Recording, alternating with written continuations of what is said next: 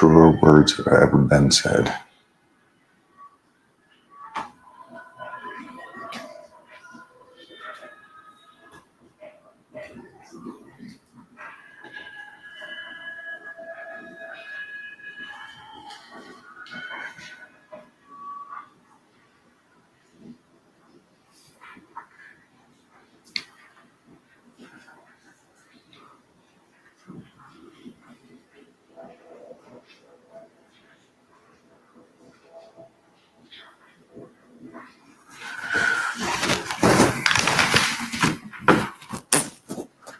What is up, my crew? Oh, here we go.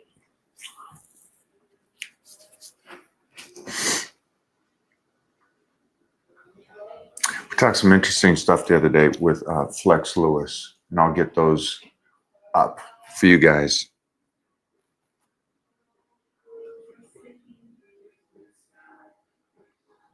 Ignorant bliss. Ignorant bliss is an amazing thing as a youngster, because then it sets you up for the future. Hi, guys. What is happening, everybody? Hey, Titan check-ins. Good job, guys.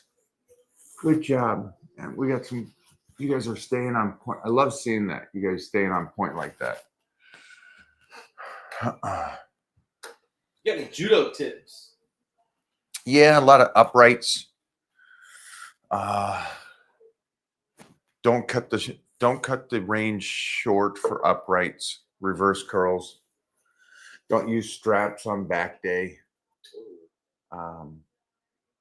When squatting, really focus on opening up the hips.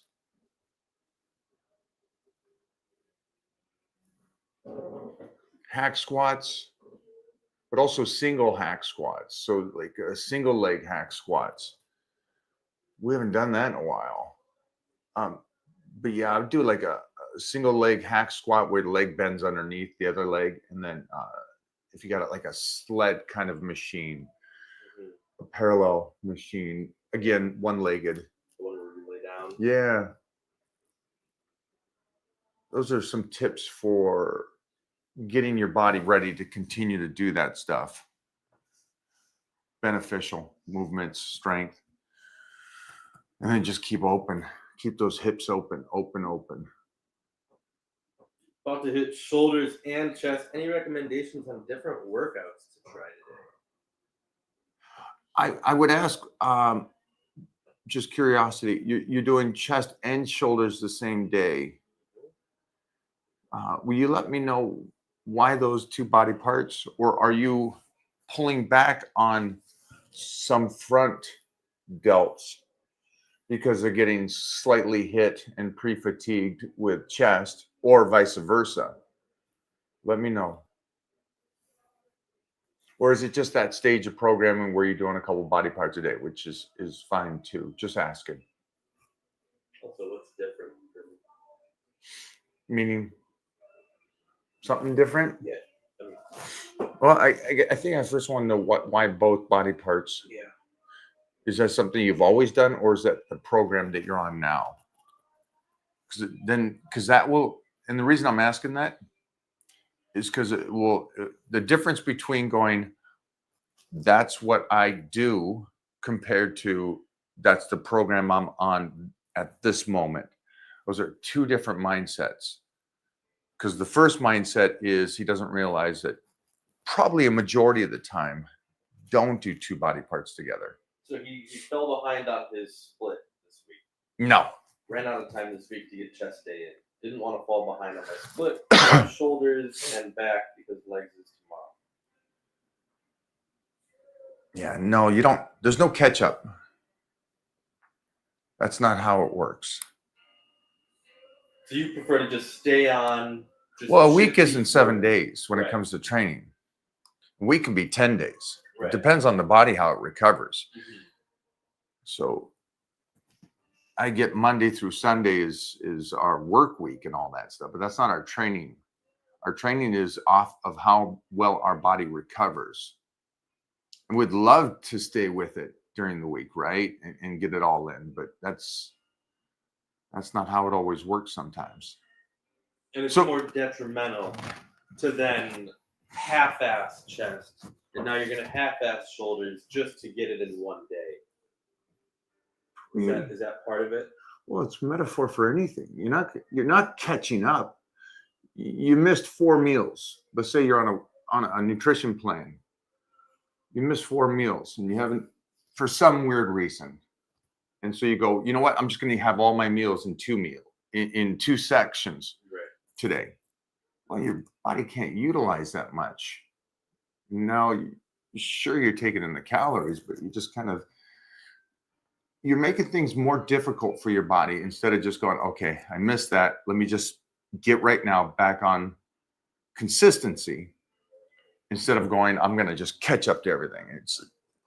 Just think of it. Times it by 2. I missed 3 days, so I'm going to train my whole body today. Ooh, it's like, it doesn't work that way. Stay calm, guys. Guys, you're in no rush. So my recommendation is just stay on the program and just move everything a day forward. That's simplify it. That's really you mess up 3 days. All right, start over.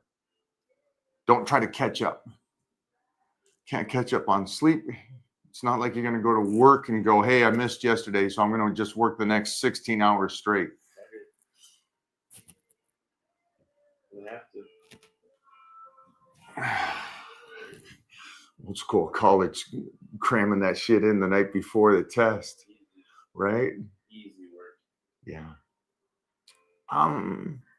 Off the cuff, I don't have anything unique for you. I stay basic, but yeah, get in there. The one thing that I think I can help, the one thing I can help you with is just saying, don't try to catch up. Tomorrow's not leg day. Metaphorically. Just another day, Captain.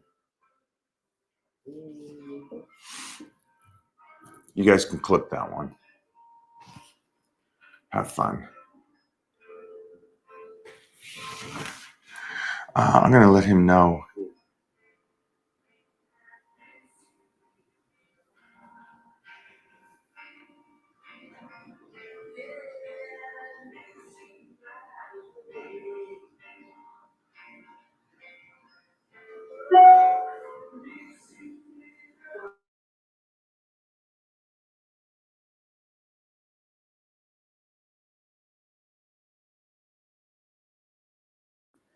Here's a good one. What are your thoughts on working out the same muscle group 2 times in a day in the off season? Morning compounds, evening isolation. Sorry, start again. What are your thoughts on working out the same muscle group 2 times in a day in the off season? Morning compounds, evening isolation. 100%. 100%. Man, I went through, it's me. Joe DeAngelis, go look him up. Mr. America, one of the strongest bodybuilders ever to walk the planet.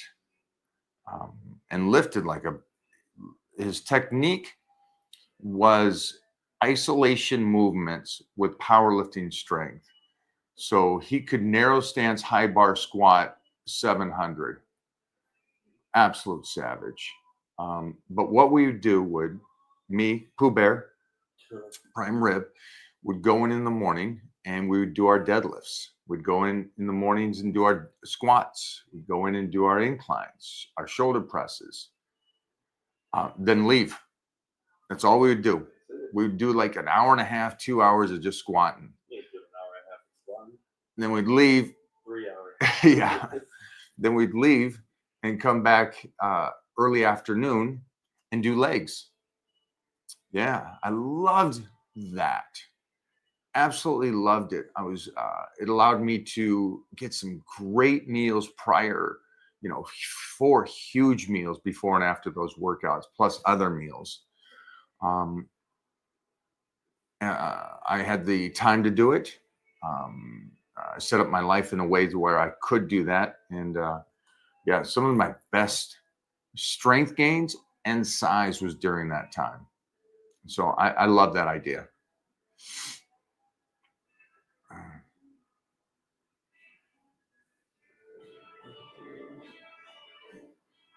I don't know anybody that ever did that besides us. No, I've no. never heard anybody ever do that. I loved it.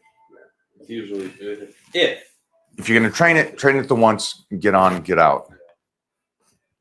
Rarely people will do chest morning, chest night. It's great. Love your vids, especially when you and Billy are having fun. How has years of bodybuilding affected you mentally? Extreme peace. An amazing sense of a sarcasm to the average. Understanding that consistency is the rarest thing for a human, and knowing that I kept that and to the level too, it allowed other things to expand. So it was a tremendous benefit. But I guess I'm taking bodybuilding in the sense that you're saying it, in the sense that how I approached it. I approached it much different than other people. And that's common knowledge that I approached it much different. I always did bodybuilding because I believed it was an art show. In no world is it an athletic thing. It's not. Every sport works out. Every attorney, and doctors work out. Doesn't mean they're athletes. Working out with weights, I do think it's a good thing for the body. And I think if you create a physique, then it's an art show. And so I always created the art piece to look how I wanted it to look. Mike, if you have a reference photo, would you like an oil portrait done? Reach out. Are you kidding me? Hell yeah. Screenshot that name. My man, what is your IG? Yeah, put the gram down. Put the gram down. Easier to contact you there instead of the Facebook. My man. Star that bad boy. I love it. And you do you said oil. Yeah. You explain what the difference between oil and water. I guess it's just oil paint. It's the material. Material. Oil, they can get hyper realistic looking. Oh, really? It's like and it's also textured, I imagine. It's a little bit, yeah. It's like the presidential portraits that they do. So that would most likely be oiled then. I don't think that's oil now. No, oil is straight up like Napoleon riding a horse. Oh, jeez. You know what I mean? Like those photos that you've seen. Wow. Like at the Louvre. Thank you, my friend. I really appreciate that. Artist to artist. Thank you. Mike, I've heard you talk about delayed overspill when dieting. Can you explain what that is and what to do when it happens? It's too late when it happens. Oof. So the spillover is a two-folder. So a lot of bodybuilders see it, or fitness people see it when they get ready for a show and they start carbing up for the show. And like our guy, the amazing Robbie Robinson was talking about this, and Frank Zane was talking about this, where Frank felt possibly that he was a little behind, but he had to peak for the Olympia. And Robbie was coming into the Olympia and peaked maybe a little bit early. And this is from them. And so Robbie missed the time. And Frank said that Robbie would have won if he came in like he did. So that's pretty props from two legends that respect each other, that are friends, that are the most amazing. And so spilling over is like right when you look perfect, but it's not the moment that you're shooting for. And there's a delay to it. And then you get on stage and you're a little flatter and stuff. And so that's for fitness people on stage. Now, what happens is, regardless of how you do at a show, right? We all look good when we slice and dice. You look better individually, right? And you sliced up, and there's that moment where you're like, God damn, I really like this look. And I'm so lean, I can have another high day, and I can have another fill out day. And then you wake up the next day and it looks just as good, and you have another fill out day. So what happened was, it's the delay to that where your body is already slowing and the carbohydrates is hitting your system in a different way. Because when you do diet down, your body doesn't utilize the carbohydrates as well as when you're off season. You guys are off season, your body weight doesn't change much. But if you're sliced down and you have about a week worth of high days, your body can change. My body changes up to 25 to 30 pounds, you know, the water weight and the whole food and everything. So it's the spillover is one of those things. Most people don't ever have to worry about that because it's one of those really fine-tuned physiques. But I always like that moment before it spills over. I dieted down so hard, and then I have a good week of just going, let me just carb up. And the body retains that size and strength. And we were just talking about this girl the other day that she did a show and then she was filling up and it just looked beautiful and round before it spilled over.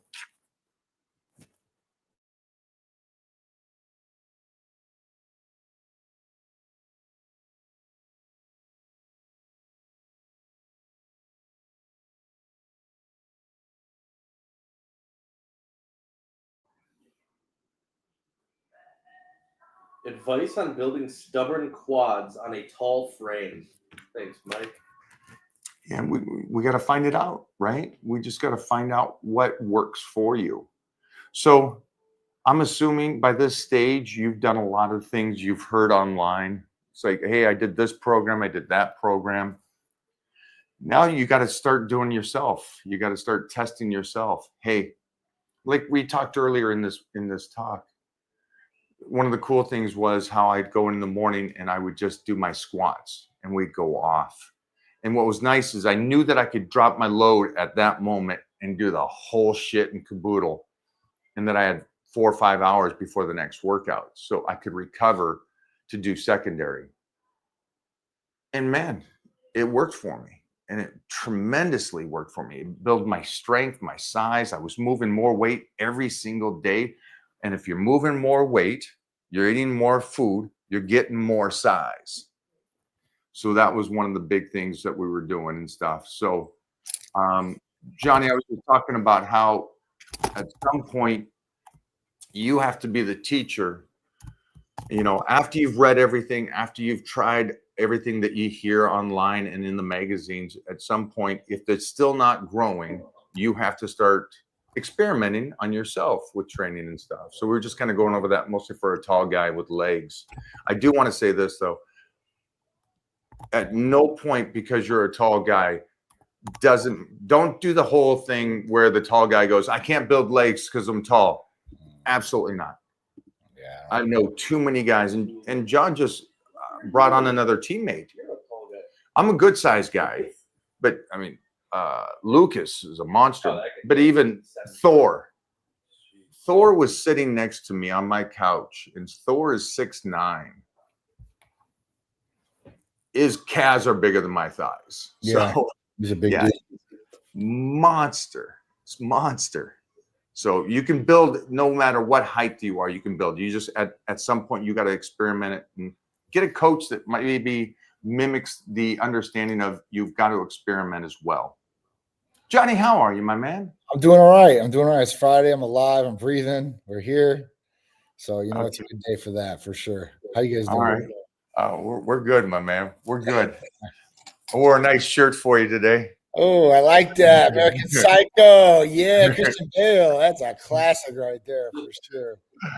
That's a classic shirt right there. Classic shirt, classic movie, man, for sure. So we had success this week.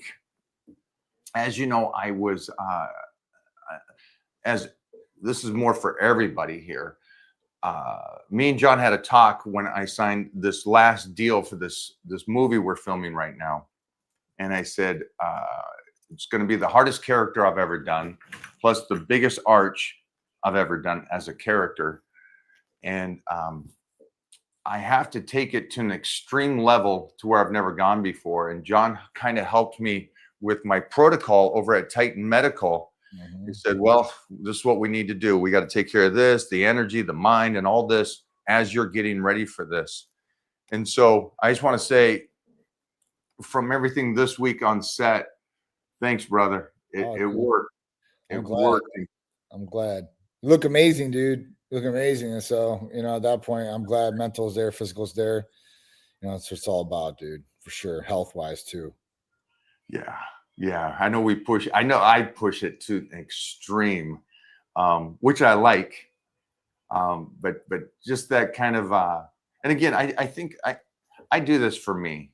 I got a pretty fun life. So yeah, I just want to say thanks to Titan Medical. And again, if anybody thinks that this is bodybuilding, it's not. Right. And I've talked about this. This was like I said, the Christian Bale diet for machinists. And this photographer was on set, and very, European photographer. It's a hit or miss. Either they're freaking brilliant or not. And so this guy was, and he got some shots. And when I saw the one shot, I said machinist, and he goes, "That's what I thought." Oh, wow. Yeah. So we got there, we went to it. I'll send you a picture of what the face looked like, but it was definitely great makeup, great stuff they did, but the body and the sculpture itself was set to do this. So I thank you again. And the reason I say this, not bodybuilding, is because for this movie, I had to be at an all-time low and gaunt. And so Johnny helped me do that. And so the team, not just Johnny, but the whole team there at Titan Medical. So understand that Johnny's the captain, the coach, the leader. But I just had a talk with my provider at Titan Medical this morning, and kind of went over my blood work and suggestions from her. And again, it's great how they set it up. Are you still eating? What's going on? Are you feeling good? Are you not feeling good? This is what I'm seeing on your blood work. How do you think it is? What should we do? Maybe you should go. And it's great. Yeah. I mean, our providers, they know that those are essential questions to ask too, because it's just not all about the meds or, other things and other variables could be happening. And obviously we want to set you up for success as a patient with Titan Medical Center. So want to make sure you're doing all the right things, or at least going over these things to make sure you know what you should be doing along with the therapies. So we can get a gauge, right? Like if somebody says I don't drink any water, I don't like the taste of water. Like, well, we better start getting on water. I've heard that. I don't know how many times, Mike. And I'm like, I don't like the taste of water. What's water taste like? Nothing. That's what I'm saying. Like your body's made of it. If anything, it's like saliva is almost like water to a certain extent. You got this in your mouth, like your body's 70% of water, right? Vital organs, blood, all these things, stem from water. So yeah, that's what I'm saying. For people not to want to drink water, and you can add me and myself, I wouldn't add any of the little things. They got like Mio and like all these little things you can add in, the flavoring of the water. The problem with that, and no, it's not going to have any sugar in it, 0 calories and all these other things, but you're talking about sugar substitutes and things like that I don't personally like. That I think that if somebody really wanted to change what their water tasted like, they could add some fruit in it and call it a day. They even make like the jugs now where you can put the fruit in like this little straining part in the center, and it goes all the way in the water. Really? Yeah. Show me a picture of that. I will. I definitely will. Because you just put it in there. And I got to be honest. You go to like a doctor's office or a wellness center or something like a massage place, then they have their the jugs with like the oranges or lemons in them. The oranges or something like that, or the I don't know if it's cucumbers or something. Is that what it is? Yeah. Yeah, and you taste that water. I'm like, God damn, what is that? That's a Ritz cracker. That's some good shit right there. Where you get your water, man? We don't got this in Mississippi. That's what I'm saying. Good water, that's key. And that's the other thing, like good water, because you could taste some bad water, right? And wait a minute. So that compartment has the fruit in it. Yep. And then it's just and you fill it with water. and that's it. Huh. Deal. It's there. It works. I've caught one. Like I know, because people were asking this all before, and when that meal came out, I'm like, well, let's look at another alternative for people that don't want to take in some of these sugar substitutes or fake sugars. And at that point, like, this is a really good way for somebody to do it and get some flavor out of it, and at that point, drink the water and be hydrated. I mean, hydration is not just for your vital organs, your blood, I guess. I mean, but, it's essential for you to live. You can live by drinking water than food, right? You can live longer drinking water than you can food, right? If you're on a desert island and you had food or water, your water should be number one priority. At that point, it's just is how it is, man. So, yeah. So for people like that, hydration is key. Obviously, even on a regular basis, if you're not hydrating properly, you might be putting damage on your kidneys or other areas too as well. So these are not good. When you're going in for a blood test, you want to make sure that you hydrate properly the night before, all the way into going up into the test. The reason is if you are dehydrated, that's going to show on your creatinine and your kidney levels, and those things can fluctuate. So that might freak out your provider, whoever it is, and they don't mind see those numbers. So take the precaution, be proactive. I did a whole segment on it yesterday. Being proactive instead of reactive. Majority of the time, you want to be proactive. There are certain situations where you're going to have to be reactive because you don't know what's coming, right? So at that point, like if you're being proactive about these things, you're going to set yourself up for a long line of success.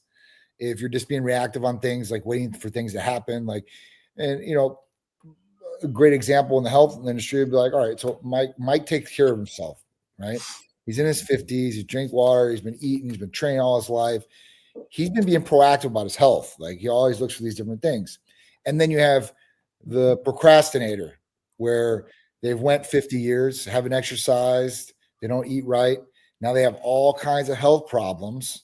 Okay. And now the doctor's saying, hey, listen, you better lose some weight or you're going to be in some big trouble. Now you got to be reactive to the situation.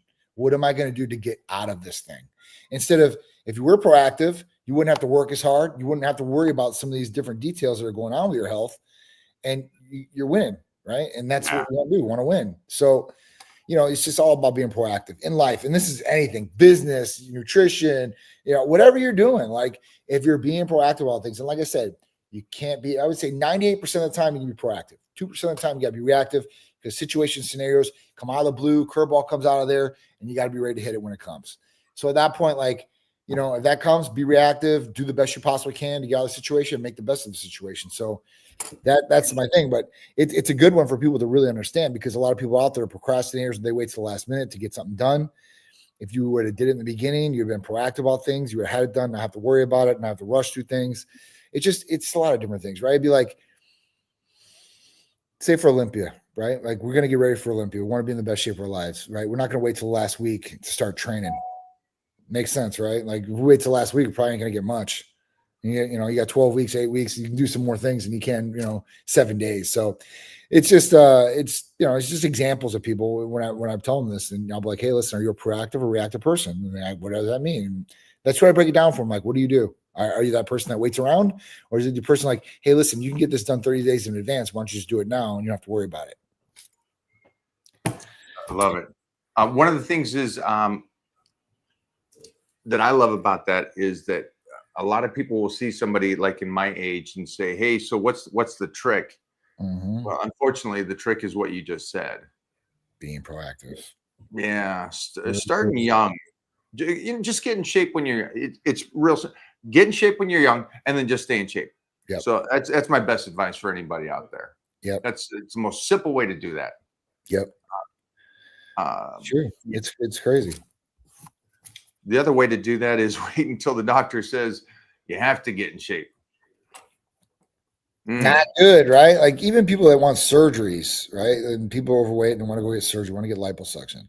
Some of these people are so severely overweight, they won't do it. And they tell them, hey, listen, you got to lose weight before you can get this procedure done. That's how it is. Even bariatric surgery sometimes. Again, some of those, like they want them to lose some weight.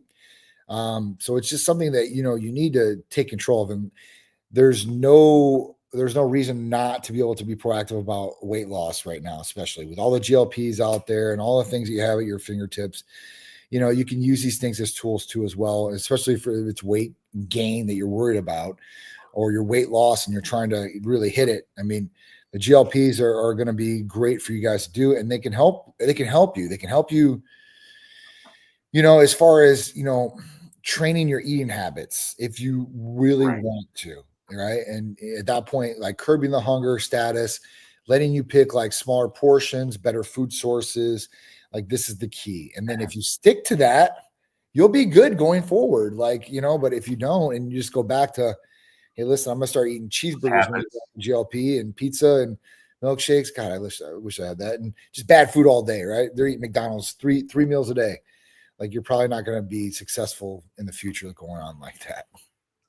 Unless you just go sue McDonald's and they give you millions because you're, okay. But anyways, you can get a call and get millions from them. So yeah. Johnny's absolutely right on this aspect. Also, side note, I know that you talked about curveballs in a metaphoric way, but I just found out from Deion Sanders, he was talking about some of the greatest athletes, and you guys weigh in on this. I love this aspect. And Deion was asked, who's the greatest athlete of all time? And the announcer says, because Michael Jordan was also a multi-athlete guy. And he goes, Michael and Deion says, no, we couldn't hit the curveball. Bo Jackson could hit the curveball. Yeah. And Bo Jackson was just a different phenomenon. But that's just a side note. He was a beast, dude. He was a beast for sure. Absolutely. Truly amazing. But again, this is a guy that was, he reminded me like of Herschel Walker's. And Herschel Walker's is, I think, in his 60s now. I'll double check that. And he's one of these guys that was, again, took care of himself from a very, very young age. Now, he was not a big weightlifter, but he was a very much a body type workout. So handstand push-ups, push-ups themselves, a lot of pull-ups and stuff.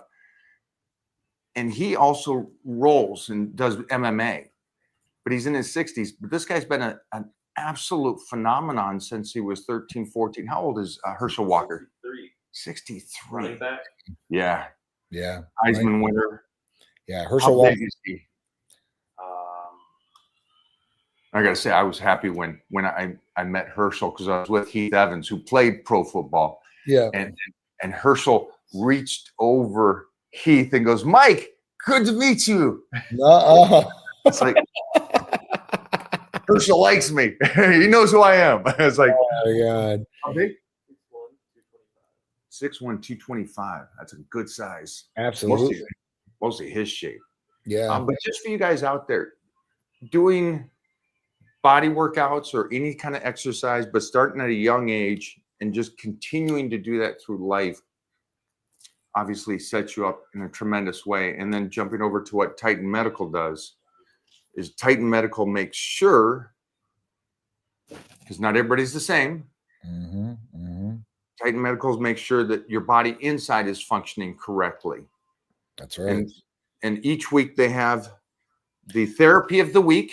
Therapy of the week. Yep. And this week is GLP-1s. So you guys will get discounts on any of the GLP-1s that you want to order. If you want to know more about that, call or text, nationwide service for you guys. So it's real simple and real easy to do. No blood work's needed for the GLP-1s. At that point, you're going to fill out the new patient paperwork. You're going to see the medical provider. And at that point, you'll be able to order your GLP-1s or any other therapies that do not require blood work. But if you want to get blood work, you can always check where your hemoglobin A1C is, which is that 3-month sugar average. You can check a lot more other things too as well, just to make sure you're covering all aspects. Like, it sucks that if you don't, right? Because you don't really know what you're getting into. You don't really know what the problem is. You're just, masking it or saying, hey, listen, maybe I can get some result by using this. But at that point, like it's really vital to get blood work. It really is. Like I like to do it every 3 to 6 months at least, right? And after 30 is when you really should start looking at this. Before 30, maybe, like if you're having symptoms or problems, I would say at least once a year in your 20s, all the way up to maybe about 28, because 28, you start getting close to that 30 range. And then just checking and seeing, and then being able to go over these things, because so many things can change within 30 to 60 days that, you want to be on top of it, especially if you're introducing like new supplementation, new diet, like all these different things can be checked.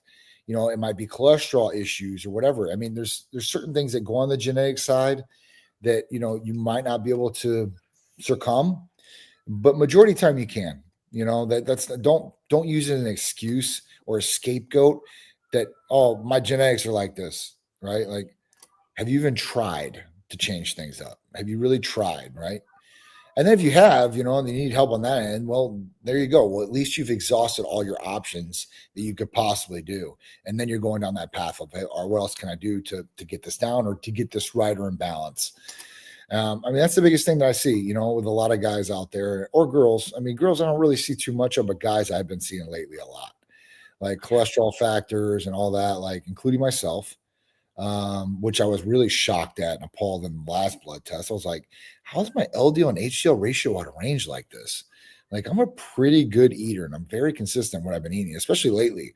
Like, if anything, I've cut down on my calories because I haven't been training as much.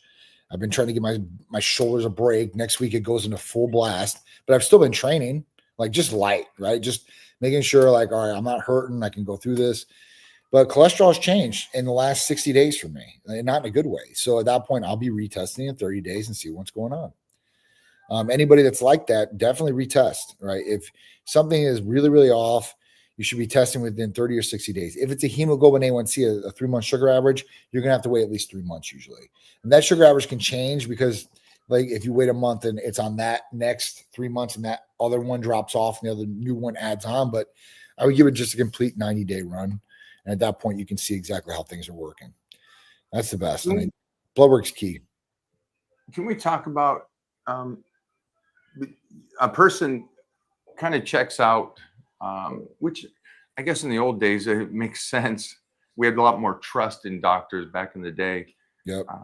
But if a doctor says you don't need a colonoscopy till you're 50, you pretty much just go, okay, cool. The doc said it, so I'm good. All right. Where for you, where does that change for you, or do you just take the doctor's word for it? I guess is my question. It changes for me. It changes for me because obviously I know that now in my family history, my dad had colorectal cancer. That means I need a colonoscopy at 40. I should already had one. I'm 44 right now, and I'm going to schedule it here very shortly, probably after Olympia. But at that point, like, you need to do these checks, especially right now. Colorectal cancer, prostate cancer is on the rise. Like, and it's not just if you have it in your family. There's people that don't have it in their family and they're starting to get it. So at that point, like, it's key to do this now. If a doctor tells you not to get it at 50 or not to get it till 50, I wouldn't take that advice. And, like, you know, back in the day, it was a blind faith type situation. If your doctor told you something, especially nowadays, like even still, the old timers like my dad, like if a doctor says something, like that's bond. He doesn't care what I have to say or anything like that. Now he's a little bit more open about what I have to say. But at that point, like before, it would be like, no, this is what the doctor said. I'd be the same way though. Before I went Titan a long time ago, like, you know, if I went to the doctor and the doctor told me, you do this, you take this, like, I'm going to do it like to a T, really, because he's the guy that knows. I didn't know, right? So I'm going to follow the guy that's telling me what to do. And nowadays, I just think that healthcare has took such a dive, and you know, just different things have went down. I think standards and quality too, as well, or standards on education too. Or before it was like a DEI type situation where people were getting to med school that probably shouldn't have been there, guys. Like, you can look at some of these different studies and some of these different cases that came out now about some of these different doctors that got let through, and a lot of them didn't have the education or couldn't pass the level, and they had to curb the testing rates for these students. The other ones were foreigners coming into our system of medical, and at that point, not being the best. So if you go to a hospital and all you meet is a Patel, that's probably why. Okay. That's a lot of stress. That's a lot of stress. You got to be your own doctor. You can't understand the guy coming in there talking to you. You don't know if it's right. And then, I don't know. I like I said, I've seen it now from like so many different angles, especially like even having my dad in there for such a long time, that the hospitalists change every 2 days because they only work 12 hours on, 12 hours off usually in rotation. So one cardiologist comes in, says something. 2 days later, another cardiologist comes in there, says something totally different, and they can't agree. So it's just, you know, you have to watch out for yourself a little bit more, and you have to take charge of your health a little bit more. Not saying like if somebody like a doctor tells you to do this and you go to Dr. Google and Dr. Google tells you absolutely not, well, you need to find out what's real. I wouldn't just be going what Dr. Google says either. That's the other aspect. So, because I get people all the time, they'll go on, like I talked to a guy yesterday and he was real hesitant about growth hormone peptides. So of course, like the girl's like, hey, listen, John, can you get on the phone? Anytime one of those staff members asks me to get on the phone or a patient does, I'm on the phone and I'll talk to them just because I know the experience. I know what's going to happen. So, and the guy's telling me about it, he's like, I'm worried about estrogen going up, testosterone going down. Is this going to happen? Am I going to gynecomastia from this? I'm like, absolutely not. Then I start explaining what this peptide is and how it works. And it has nothing to do with these hormones of testosterone, progesterone, or estrogen. So, it's just, they go out and they see something on Reddit or Google in some forum or just on there in some website or landing page. And, they believe it, because they see it online. It's just like, it's like anybody that goes into a supermarket or a CVS or Walgreens. Before, when you walked in there and you went to a shelf and you went to go buy a product, you would say, hey, listen, this product is okay because somebody looked it over. And at that point, this should be no harm to me because there's something over the counter. Now, what have we seen from that? We've seen things that were vital and essential, like sunscreen, having carcinogenics all through it in all the major brands. Just certain things like that where you I hate to say it, but you got to question things nowadays to a certain extent. So if somebody ever questions me or Titan or anything, I have no problem like explaining to them like exactly what the difference is. And in peptide therapy, like, of course, it's not going to be $25 or $50 because you're getting online at some research chemical site that says not for human use. Yeah, it's going to be a little bit more money because we're actually running testing on these products, and the testing is not cheap. And research chemical sites say, "Oh, we're running third-party testing," and they show some page on their site. Is that real? Do we know? But the third-party testing that we get from a pharmacy, you can actually talk to the third-party testing and see, did this pharmacy actually go there? And did they get the testing done? And then you get the results from the pharmacy and from the third-party side. So that's a true way to really know on certain things like that. But you got to question things nowadays. And if you don't think things are right, go get a second opinion. Even if you don't think things are right with Titan, go get a second opinion. See what they say. I've had people leave us, come back to us because one, they thought the price was going to be better.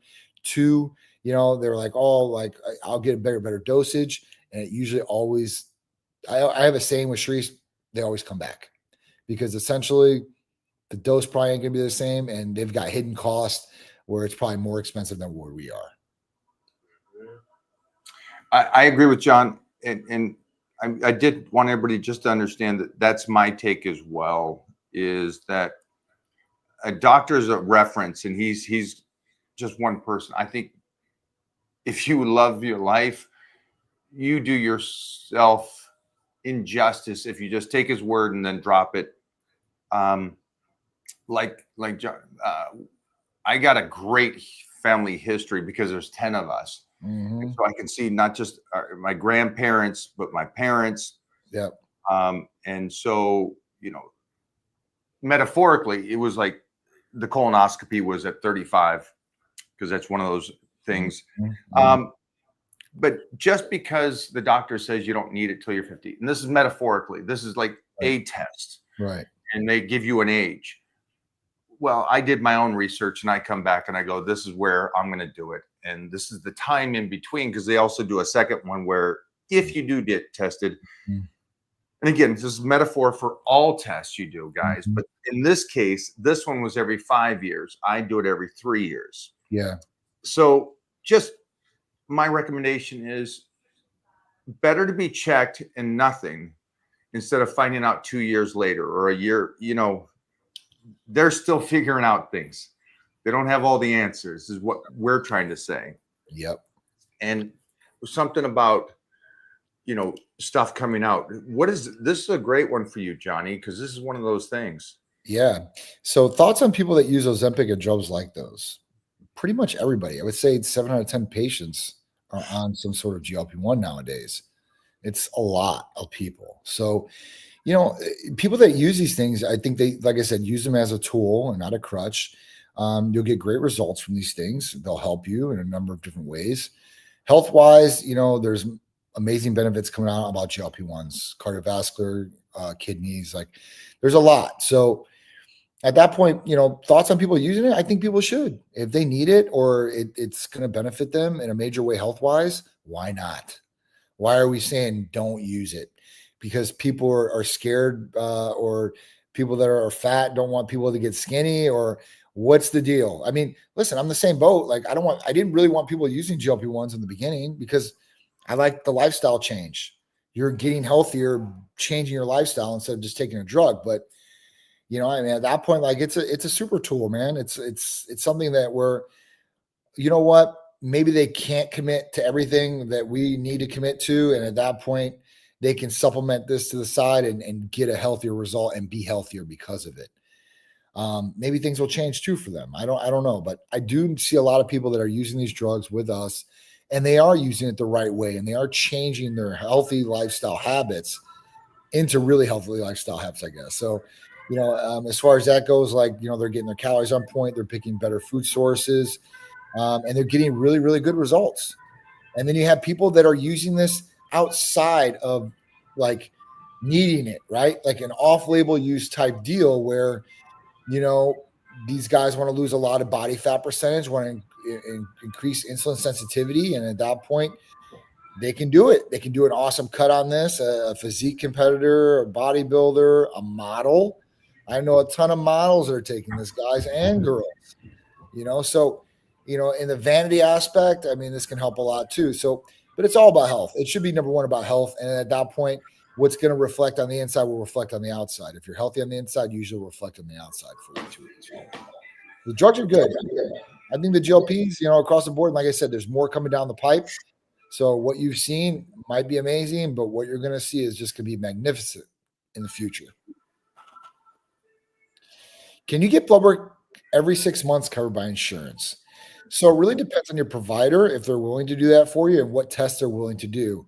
Most general practitioner providers are not willing to write all the tests that you're going to get from us. They don't dive deep in those things. Some are out of their scope of practice too as well. And it opens up a can of worms for them. So if you blood test, sure. I got to hold. Do they realize how inexpensive something like this is? I don't think so. Because I think when they hear blood work, yeah, it's a medical procedure, so it's $10,000, obviously. Well, I did some market research yesterday on a couple other different competitors. It's not, guys, just so you know. It's not that. I seen one competitor, they have 2 different testings, 3 actually. The first testing starts at $480. $480. What is Titan Medical? Ours is $150 for guys testing through Michael Hearn's discount or mine. Even if you didn't get the discount, it's $200. So it's very inexpensive to find out what's going on. Would it be easier then just to pay cash? Because it's $400 for a female in a year. Brig Commander, let me tell you why you want to pay cash instead of using your insurance on this. Real simple, real fast. Let's get to the points. You want to do blood work, paying cash. One reason, because if you do go through us or anybody else, you're paying cash like that, it doesn't get sent over to the insurance company for billing. So if there's something that's really wrong on there, really messed up, you don't want them getting their hands on that if you can. So if they do, it could put you in a higher risk category. Even if you're doing insurance, and you got to do the blood test for insurance, it's always better to do the cash pay first, see what's going on, make sure those levels are going to be all good, and then have that company come out and do it. Second reason is this. If you do it through them, through your general practitioner, you're probably going to have to wait 2 weeks to even get an appointment with the general practitioner to get your results. With us, 3 to 4 business days, you can get your results done. If there is something on there you want to talk to our medical provider with, we can put you on a couple of days. Boom. You could probably be getting going in 1 week if you really wanted to expedite things all the way. So at that point, there are the reasons why I would do it out of pocket. And the third reason, I guess, and I didn't bring this up, was deductibles. Everybody's deductible is different, right? But a lot of people have deductibles. We have to pay the deductible before the insurance pays for anything else. So prescriptions, blood work, like all these things. The other aspect of this is this. Even if the practitioner is cool as hell, writes you for all these tests, when you go in and do the test, they have to present those ICD-10 codes. Those are insurance billing codes. if the insurance company thinks that you didn't need that blood test, or that wasn't really like, it wasn't put in correctly, now they're charging you full price for that test, which could be, one of those tests could be $300 just by itself. One. So at that point, you don't have to worry about that either. So those are the main 3 points. And I think everybody should take advantage of it. Side note, a friend actually does life insurance policies, and he said that, and I did not know this, and I guess a lot of people do have life insurance policies. Sure. If you do get a lot of checkups and a lot of injuries and a lot of things, that plays into your life insurance policy and your insurance.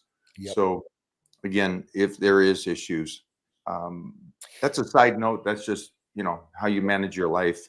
Yeah. It's kind of like regular car. It's like car insurance though, right? Car insurance, you don't hit anything, your rates probably aren't going to go up that much. If you hit things, get tickets, you're constantly taken in for diagnostics and they got to cover those bills, your bill is going to go up. Same thing. That's how it is. Okay. All right. Jeffrey, what do we got, my man? Hey, Mike, can you build a lot of muscle of TRT on 160 milligrams a week? Absolutely, guys. I mean, I would probably want to recommend 200 milligrams, but there are patients on our level, because we have all different types of dosing, that take 160 milligrams a week. I see their blood test and what they come back as. And even after holding for 2 or 3 days, it usually comes back between 700 and 900 at the top end. That's really good. So you can build muscle in that aspect. If you're at the higher end of things, I'd say when you start getting below 6, usually as a guy, it's a little bit tougher to do some of these things. A little bit, right? Everybody's different too, but usually you're going to have some symptoms when you start hitting 5 or 4. And at that point, it's not going to be as easy because your body's not running as optimal as it possibly can. It's like a race car. You go on the track, everything's not dialed in, tires are off balance. The car is not going to run the best lap. Everything's dialed in, the car runs the best lap because everything is perfect. It's in homeostasis and harmonic balance. That's exactly how you should think about your body and balancing. It's not introducing one thing to the ecosystem. If you introduce one thing to the ecosystem, like just testosterone, it's going to mess up other things in the ecosystem. But if everything's balanced in that ecosystem, everything's going to live great. You're going to harmonious balance throughout that ecosystem, and you're going to feel the best. You're going to perform the best. And that's going to be the best possible situation for you and your body. Sean Price, what's the quickest way to lose stomach fat? So belly fat or visceral fat, maybe on the stomach, or it might be subcutaneous fat. We don't know because I don't have a picture and we don't know all your stats. But if you want to lose belly fat can be contributed to a couple different things. One, your eating habits, right? If you're just eating like crap and you're getting a whole bunch of visceral belly fat, that's one aspect. 2, it could be hormone-wise.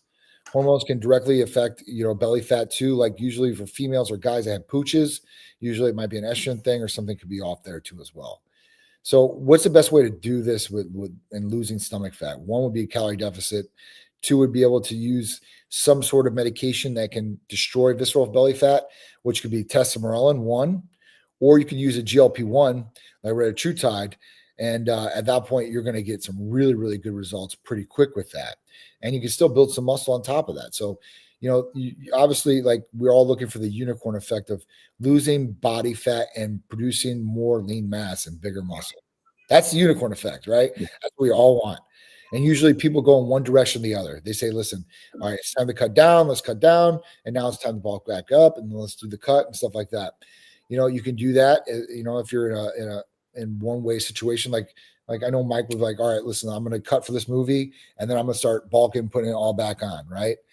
But at that point, once you get to a certain situation where you like the way you look to a certain extent, then you can kind of just take it as a slower pace, unless you got something coming up like a competition or something. You take it at a slower pace, building muscle over time and still stay kind of lean. That's how you want. That's how you want. You don't want to put on a whole bunch of fat in the off season or these weeks because you're eating a whole bunch of junk. Hey, be nice. Be nice. I like my bulky Mike. I like it, but you don't bulk like that.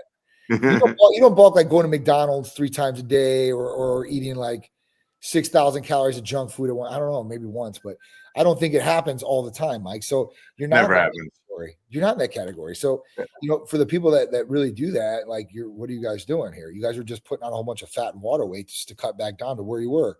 What do you have? Maybe half inch you've gained on your arms, maybe if you're lucky. So at that point, like, I don't know. I try to go for the unicorn effect myself at this point, but if you got to build muscle and that's what you're trying to do, then try to do the best of your ability and feed the beast or the machine like it should be fed, and you'll get a lot better results, and you won't have as much fat or water retention going along with it. I like it. All right, supplements to support hair growth and color. So I'm still looking for the peptide to get rid of the grays, guys. But supplement to hair growth. All right, so this is awesome. So our hair health capsules are awesome. So if you want an oral sort of option, it has multiple components in it, from things that are going to help your hair grow, shine, and actually block DHT. If you're on testosterone, you're worried about losing your hair. We have our hair foam, Titan hair foam. It has minoxidil, finasteride, and lantropost, all in topical form. I wouldn't take finasteride orally. Minoxidil, I'm still up in the air about. But topically, these components, especially together, work awesome. Keeping the hair, letting the hair grow and get thicker, that is the game. And that is exactly what the hair foam does. If you take these two things together, it's going to just expedite results. It's going to make the hair, you're going to notice within the first 30 days, your hair is getting better. The other aspect to this is the injectable biotin. Now, if you can take all three of these things, you're really going to see a fast result, and it's going to be a great result with hair, skin, and nails. So we're not just talking about hair health. And, with this, you're talking about you're taking something orally, you're taking and putting something on topically, and you're doing something injectable, getting to the bloodstream. So, that's the way to go. And those are the best things I think that you could possibly take. What is your typical sleep regimen, and do you avoid eating before bed? Sleep regimen, mine's so freaking crazy now. It's just, I'll text Mike, like, sometimes it'll be like 9 o'clock at night. I'm like, I'm going to bed. I'll talk to you in the AM. Sometimes I won't talk to him by 12 or 1 o'clock my time. Yeah. Like, what the hell's going on? Like, and I'm just up and I'm working or stressed out about something. And at that point, like, I just can't go to sleep. So and it's bad. Like, I sent Mike, like, and I usually track all my bedtime scores and how I am and all that.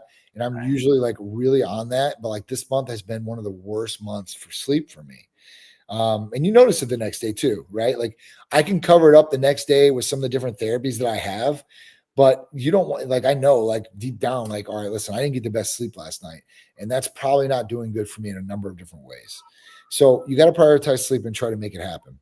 As far as most important thing, eating before bed, usually I don't. I know they say don't because of all that, but like, there are certain things I think that you can eat before bed that I think will be okay. And what I go with this and what I used to do with Peter, and to this day, is drinking a protein shake before bed. I think drinking a protein shake before bed isn't the most harmful thing for you, but if you start going to town on like a whole bunch of cookies or like eat half a cake, before bedtime, it's going to spike insulin. Your sugar levels are going to be up. Probably not going to be the best for you and the best for your sleep patterns. What about melatonin versus like Serenity or? Sure. Yeah, so, melatonin. But do you have that in Serenity? So no, I would never put melatonin in any product I ever had. I wouldn't Please recommend. explain. Sure, I wouldn't recommend it to any person on the planet, unless, and I'll tell you that because there's always an exception to the rule.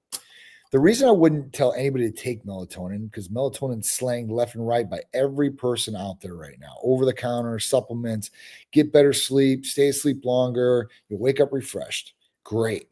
But melatonin is a hormone. So melatonin is not just something that's like a gimmick supplement. It's an actual hormone in your body. And that hormone is released when it gets dark outside. It tells your body, hey, listen, we need to start going to sleep now. If you take melatonin and you take it consistently, or you give it to your kid consistently, like I see some of these parents doing, it desensitizes them and will actually mess up their sleep patterns, and could mess up their sleep patterns in the future too as well. So this is something that I would stay away from with melatonin. With Titan Serenity, you have all natural components: magnesium, theanine, and taurine. These are going to be great. They're not going to desensitize. They're not hormones inside the body. They're going to help the body go to sleep, stay asleep, or even if you took a smaller dose, was social anxiety. There are people out there that can't go on stage or can't go in big groups of crowds without getting super, super high anxiety. And what were they doing to get over that anxiety? They were taking Xanax or Klonopins or whatever the hell they were taking narcotic wise to get them, or beta blockers, because beta blockers slow your heart rate down. So if you're real nervous, get on stage, a lot of people, a lot of speakers, a lot of people I know take beta blockers. The problem with beta blockers is some people they aren't used to that reaction and it gets too low as far as their heart rate. So at that point, that's not a good thing either. So A beta blocker before they talk. beta blockers before they talk or get in social situations. Did not know that. Yeah. So, I mean, listen, I know all the gimmicks of all these high-end people, and some of the things I'm like, like some of the things I can't even take because I get so much of a negative side effect from. Like, it's just, there's some things out there, like, just, I wouldn't recommend. But, when you talk about the sleep aspect, I would try to get sleep as natural as possible. If you're really like hurt, if you're traveling on a plane like Mike is, and he goes from a different time zone, okay, he's flying from California, he's going to Romania. When he gets to Romania, his time clock is going to be messed up, right? So that would be a case that I'd say, hey, listen, you know what? Take the melatonin that night, but don't continue on with it, right? Use it as a tool for that one night. Or at that point, like Benadryl. Benadryl is another good one that be more natural to your system, can actually reset your receptors. If you're taking a whole bunch of stimulants like ECAs, utilize it. But you got to utilize Benadryl the right way. Take it like right when you're about to lay down, because if you take it and you fight through that passage, you might not go to sleep because it keeps you up at that point. And it's kind of like a zombie stage. So, use them as tools. But yeah, those, I think Serenity is one of the best ones you can do all natural wise. A growth releasing hormone peptide. Those are the aspects that help you get better sleep and raise your growth hormone in the nighttime. But using melatonin, I wouldn't say that for people. I would say only in certain situations, scenarios, you should be using melatonin. Otherwise than that, why desensitize a hormone like that in your body? It's just not good. And a lot of people don't know it's a hormone. They don't even look into it. I got people that are looking into like glutathione, like, what's that going to do? What's that side effect? What's it? But you'll go in, you'll grab this bottle, you won't look at the back at all. All you're looking is the marketing, and it says, this will help you sleep better. Take this and get better nighttime rest. You're like, oh, great, I'm going to get nighttime rest. And you haven't even looked at the back. I mean, even food you guys are eating, like, it's a hell of a lot worse for you than a shot of glutathione would ever be, because glutathione is to be a benefit for you. There's no negative downfall to that, except for maybe a little bit of a sting during the injection if it's real, real cold.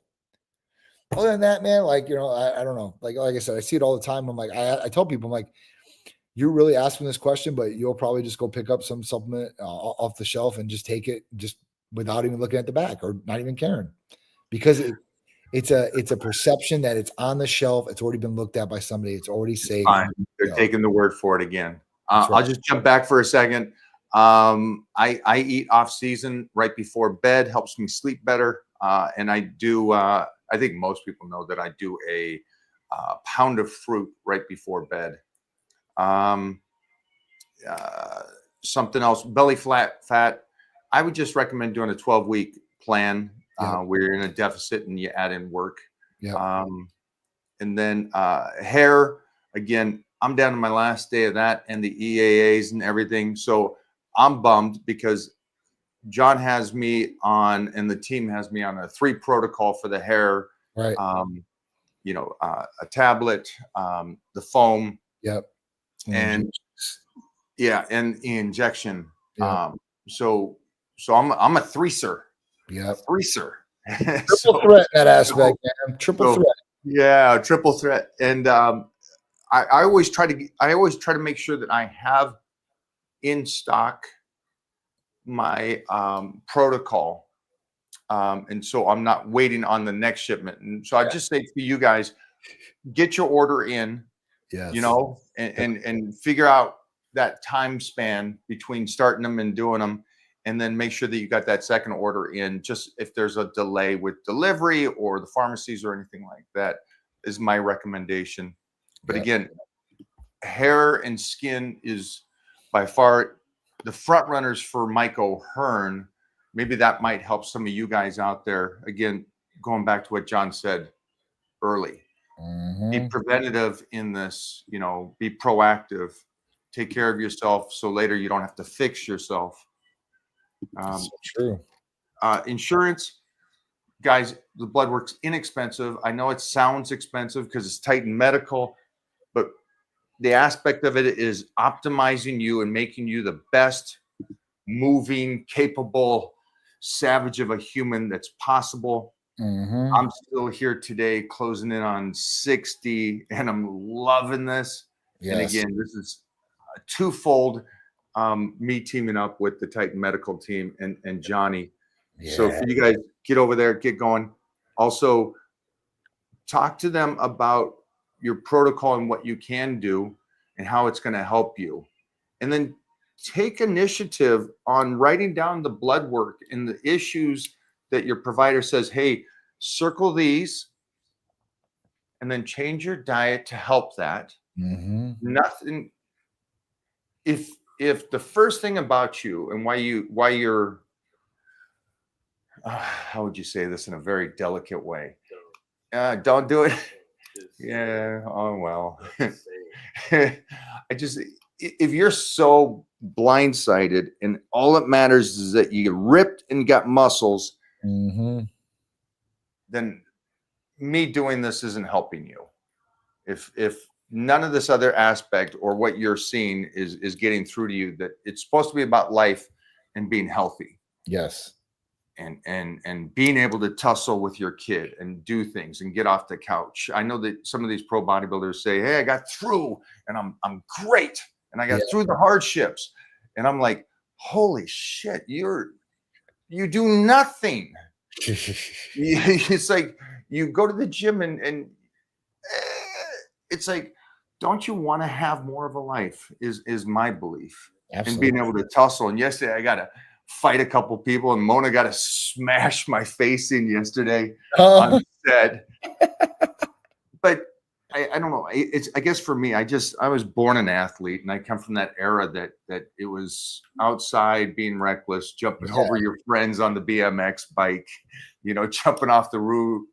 I just like that I get to still do this. And so I just got to say an extra thanks, because seeing where I was yesterday and so appreciative to the opportunity to be able to do it.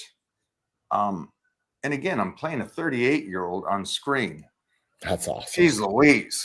That's just fun as shit, man. It's like, holy shit. There's enough real 38-year-olds that can play this character, and then they give it to me. So thank you. Thank you, John. Thank you, Titan Medical team. Thank you to my provider today for calling me. And I know that we set this up through the missus. And sorry for bugging her on this, man. No, I know she's as busy as you are. We got a couple savages behind us that are even more busy, and it's pretty cool to have that kind of teamwork. Absolutely, man. Absolutely. Our wives are everything. They're everything. God bless them. God bless their souls. To deal with, well, I know for me, to deal with me, man. And then also, just so you guys understand, when you are, and Jeff pointed this out the other day to me, with the GLP-1s, is this correct if I'm understanding this? Is that they may help curbing your appetite? Because I do notice a lot of bodybuilders get very moody when they're dieting, or just people in general get very moody and edgy when they're dieting. Is this something that kind of helps curb the appetite so you don't have that grumpy hunger feeling? Yeah, you won't get hangry. At that point, it makes you feel more fuller. That's what it does. It slows down digestion to a certain extent, makes you feel fuller. So even if you do feel like you're hungry and you're like, man, I'm gonna hit this whole pizza up, right? And I could definitely do it, no problem. You go it and you might take 3 or 4 bites and you're like, damn, I can't eat anymore. Like, even if you wanted to. So yeah, it definitely curbs that hunger. So that's what a lot of those guys are doing too, right? Like you said, like they won't feel like they're hungry at all, or hangry, or pissed off because they can't eat. So at that point, like, you know, it does that. And then at that point, it's burning through visceral belly fat too. So I mean, it's you know, it's getting through those fatty acids. It's doing exactly what they want. And like I said, it's a hell of a tool, man. It's a hell of a device, or those in general. And side effect is it helps your insulin, right? Yeah, it helps the pancreas, helps insulin. I mean, talking about the cardiovascular and stuff like that, where they're going the FDA approval for it. I mean, to me, it's like, all right, well, people are fat or losing weight, and they're getting healthier by doing it. And it's taking less stress off the heart, which is probably making that healthier, and taking less stress off all these other vital organs like the kidneys and stuff. And that's probably why it's helping those. But either So the side effects they shouldn't talk about. Yeah. But it's clear. It's like a 400-pound person. Well, it helps the joints. Well, it doesn't technically help the joints. Well, he's now 180 pounds, so I'm guessing it helps the joints. Right. So it's like, wait, right. Yeah, it's like great. You know, it's crazy. I mean, and the people like, that might be like, I had one of my buddies. Sorry, Johnny, we lost you there for a second. I got blinded. Blinded by the watch there. Sorry. So wait, I had one of my friends who's a patient, right? He's got all the money in the world. It's awesome. That's cool. But I don't know what happened this last year. He kind of let himself go. And, he spiked all the way up in his A1C to a 9. And if anybody doesn't know how like concerning that is, once you hit a 6, you're diabetic. All right. So you're type 2, and then you start just going up. The higher that sugar level goes up is worse for your body deterioration and everything else that goes along with it. So we put him on the GLP, and he's been working. He's reversed type 2 diabetes. He's down to a 5.5 from a 9. Any other practitioner out there that will put them on a medication, if they get into the 7, that's great. Like, 7 is great. Like, what? Like, even those have moved up. Like, they used to be a little bit lower, right? And now it's higher on the reference range. So just things change. That's not a good thing, folks. It's allowing you to be worse. It's allowing you to be worse. So that's not a good thing, just so you understand. Just like testosterone levels lowering over time like that. That's not a good thing either, right? And that's just based off that sample set that we were talking about, with 100 patients or whatever. It's no good. I would like to get 100 patients that were the healthiest patients they could get. And the healthiest patients look over at least their levels and their reference ranges and compare it to the other sample set and go with a median type deal. They have people who are unhealthy, you have people who are super healthy. Let's run them both. What's the median of these two people? Let's put that as a reference range. That would make a hell of a lot more sense to me, but it just isn't. I mean, even Peter, I blood tested him last week, seen his testosterone. His highest reference range on here was like 750, came back at like a 680, which is really good. I'm like, all right, you're 60 points from the high. That's great. IGF-1 level, he was middle of the road in IGF-1. And I thought it was going to be a little bit higher because of his height and how he grows and everything like that. But it wasn't. And I don't know if it's because of his sleep patterns, because sleep will affect that. And Peter doesn't have the best sleep regimen. Like I have to go in his room at 12 o'clock and he's still up, like looking at the sky. I'm like, dude, you got to be up at 5:30 in the morning to go train, right? You're trained every day. You're not getting enough sleep. I'm like, you're not doing what you want to do here. So, it's vital, but but everything else looked really good on his body. I mean, like everything else was dialed in. Thank God. Doesn't hurt that he's like closing in on 6'3", 6'4", good looking. That's definitely it. We got a guy who wants a here's a great one to finish out the day with. I got you. What helps heal partial rotator cuff better, PRP shot or BPC 157 and TB 500? Honestly, I would do both. If you can utilize both, do both, because it's two different aspects. The PRP, right, when you're pulling that from your blood and you're getting that nice yellow vial, it's kind of be injected back into you. That could do a world of benefits for you. Now, following up with BPC and TB 500 after that, even better. If you can get multiple PRP shots over the next couple of months in the shoulder, it would probably help heal it a lot better. Stem cells might be another route for you too.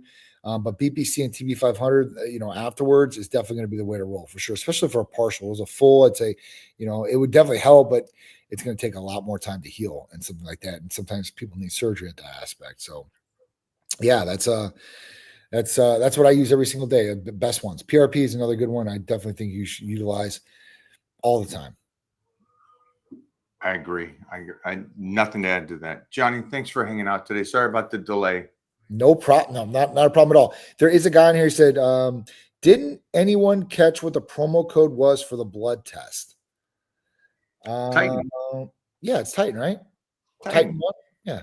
So that should be it. So what's his name on here? Big Commander. Big Commander. Was it him? Was it Brick Commander? Oh, yeah. So Brick Commander, you can use that code Titan, or if you have problems with that, just call or text the line. We'll give you a discount on the phone. Just say, John said I can get the discount. We'll hook you up, okay? Yeah, it's easy enough, my man. It's easy enough. Easy Yeah, for anybody there, just blood work's inexpensive. And at the end of the day, nothing is expensive if it has to do with you and your health. Just keep that in mind. It's just, I know I asked the question the other day about stem cells, and most people's response was, well, I'm not injured. It's expensive. And I'm just hearing people talk about themselves, because that's when they say themselves. It's like, why wouldn't you do, if you can, BPC and TB 500 all year? Absolutely. Well, I'm not injured, but it helps connective tissue. Right. It's like, wait a minute, you're not technically injured if, well, yeah, you are. If your testosterone is low, you actually are hurting yourself. But the reality is there, you may be going through life, and there's people going through life right now that are injured and hurting themselves because they're running themselves in the ground because their tank is not working. That's right. So at the end of the day, guys, it's just really up to you. If you want to get in shape, you will. You want to take care of yourself, you will. Titan Medical is here to help you. And again, it's inexpensive, and they're amazing, and they won't, like other companies, will not upsell you on the talks. Jeez, like, careful when you do this, guys. Go, hey, I'm just going to go to anybody. Yeah, doesn't work that way. Yeah, they always come back to us. It's okay. We'll help you out. I hate fixing people. I like getting people like right off the bat, like not having to get them and fix them, but we do it all the time. I'm not worried about it. If you are with another provider and you're not happy, you're not getting the results, you're not feeling good, give us a chance. I promise you, you will be more than delighted at what we do for you. I promise. And the service and all the follow-up. That's a guarantee for me. So, that's some good aspects for us. I did have one other thing I could add, I guess, from last week, because I started looking different things up. So for the hair pigmentation, it's PTP20. That's the peptide. It's called, for the name, protein tyrosine phosphatase, PTP20. And that's for hair pigmentation. So slowing down grays and all that people have been asking for. The other one was clenbuterol. If you were going to substitute something for clenbuterol that you could get that wouldn't be as damaging, it wouldn't give you the negative side effects through the day, it would be albuterol. Albuterol you can take through an inhaler, you can take orally. We've got we used to have it in some of our weight loss regimens. You could take it. Obviously, it's going to open up the capillaries in the lungs. You're going to breathe better, so it's good with training, but it's also going to mobilize fatty acids. And people were asking about that with clenbuterol, and I wouldn't take clenbuterol, but albuterol to a certain extent would be okay. That's great. Yeah. That's great. Would you think about putting that back into a fat burner later on down the road? So we have it. I have it singly. I have it with vitamin C by itself, or you could get like an ECA and then take albuterol along with the ECA and kind of like, I wouldn't take it at the same time, but I would take one in the morning, get going. And then at that point, like if you're going to do HIIT, I'll go with the albuterol, take the albuterol, hit that, go through that, and then maybe your ECA like an hour or two in the afternoon, get you through the rest of the day. You still have enough time where your body is, not going to be affected sleep-wise. You can go to sleep too and get the rest that you can get at night. That's a plus, guys. I didn't know about this either. So this is a great one. New things coming every single week, guys. I've been working my ass off, and that's why I haven't had people like, where have you been? What have you been doing? I'm like, I've been working. I've literally been ninja status and just working and just keeping to myself. Like that's all I'm doing right now. But I promise you, new things are on the horizon for us for sure. Stay on. We're going to end this, and then I just want to talk about the Olympia for 1 second. Yeah, no problem. Got you. All right, Jeffrey, pull us out. Thanks, guys.